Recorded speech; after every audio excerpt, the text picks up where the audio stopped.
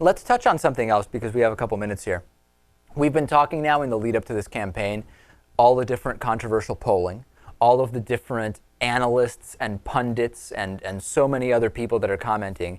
And it's abundantly clear, based on what we hear, pollsters, presumably professionals hired to make accurate predictions about the race.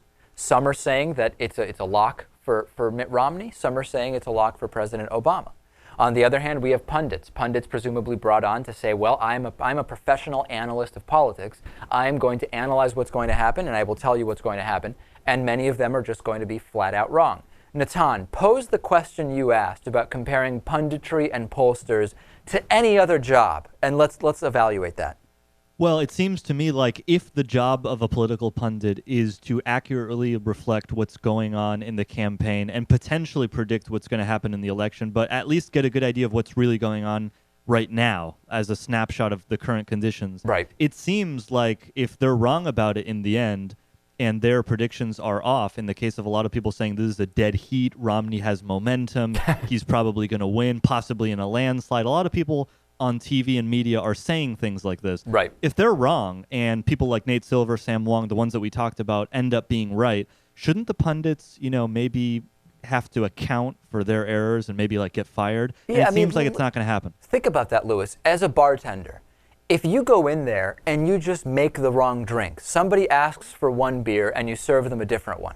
That's a mistake. It's a clear mistake. Someone asks for a certain type of martini and you make a Cosmo, whatever it is. At some point, you're going to be held accountable for that, and you're going to be fired, right? I would have to make a lot of mistakes like that, yes. Well, that's because you've ingratiated yourself in a way where it would be very difficult to remove Lewis, but presumably you're accountable for your work. Right. Why is it that, what will happen? I mean, the Gallup poll, the Gallup tracking poll is a great example. Now it's been suspended because of the storm. It's been showing significant Romney leads, 5 points, 6 points, 7 points in the last month. If this ends up being President Obama wins by 3, that's an 8 percentage point error in that tracking poll. That's huge. That's millions and millions of people from presumably an agency that has expertise in doing these polls. Exactly. Any accountability? The same thing with me being so ingrained in my establishment that I would have to make X number of mistakes to get fired. Gallup is so ingrained in our culture. The Gallup poll is always being cited everywhere. When you talk about polls, you talk about Gallup.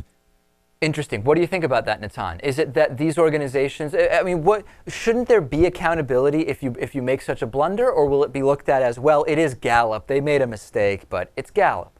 Unfortunately, I think that the last thing that you just mentioned is what's actually going to happen. But just a general point about polling, very few people respond to polls now. Less people respond to polls, maybe about 10%. In the past, it's been a lot larger, 20, 30%. So it is harder to poll people and to find out what's really going on. But having said that, it's very clear that if you want to have a clear picture of what's going on, you get the average of the polls.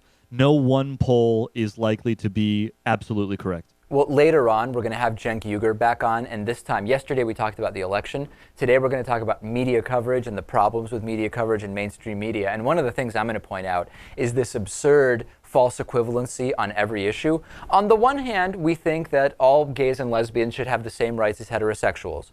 On the other hand, somebody thinks that gays should be put to death, right? The mainstream media, in this effort to be bipartisan and fair and balanced and whatever else it is, giving equal footing to any absurd notion. This is happening with the election. This is happening big time, and you know it, Lewis. You watch a lot of the coverage. Yeah, it's completely insane. I mean, if you want to remain completely objective, that's what you have to do. But at the same time, it seems like remaining completely objective is bad for ratings and bad for your media outlet overall. Pointing out the realities of the race is probably not going to attract that many viewers in many cases, because a lot of times the excitement is from a made-up media narrative.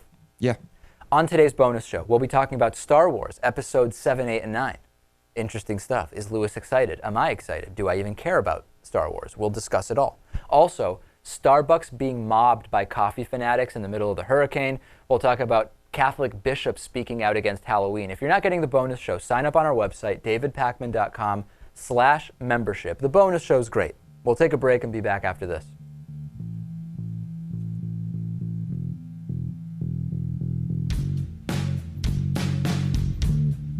The David Pakman Show.